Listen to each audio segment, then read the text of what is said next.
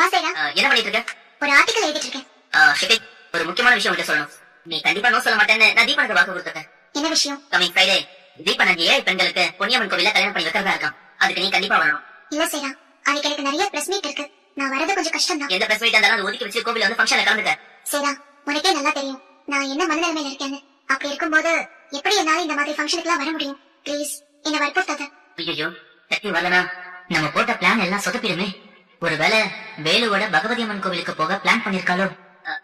சக்தி, நான் சொல்லி காட்டுறேன்னு நினைக்காத. உனக்கு பிரச்சனை வந்தப்போ உனக்கு யாரும் உதவி பண்ணல, தீபன் மட்டும் தான் வந்தான். அதை நன்றியை நம்ம என்னைக்குமே மறக்க கூடாது சக்தி. அவன் ஒரு ஃபங்க்ஷன் அதுக்கு இன்வைட் பண்ணிருக்கான். நீ வந்து அவன் ரொம்ப சந்தோஷப்படுவான். 5-7 பொண்ணுங்களுக்கு கல்யாணம் பண்ணி வைக்கிறதுக்கு நான் என்ன விஐபியா? என்ன எதுக்கு அவர் எதிர்பார்க்கறாரு?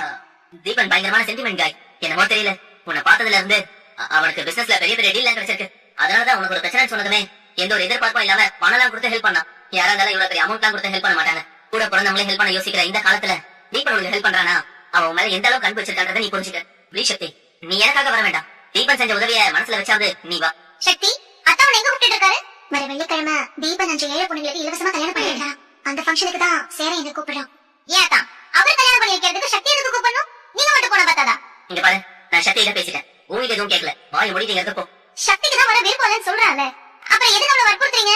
சக்தி வரலனா அங்க என்ன கல்யாணம் நின்றுமா என்ன? விருப்பம் இல்லாதவளை வற்புறுத்தி கூப்பிடாதீங்க. நீ கொஞ்சம் வாய் முடியா?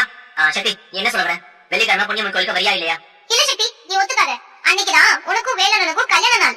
அன்னைக்கு நீங்க 2 பேரும் பகவதி அம்மன் கோயிலுக்கு போகணும்னு நான் நினைக்கிறேன். இவ சொல்றாரேனே, நீ தீபன் ஃபங்க்ஷனுக்கெல்லாம் போக சம்மதிக்காத. சொல்லு சக்தி. சக்தி, உன்னையும் சொல்றேன் கேட்டுக்க.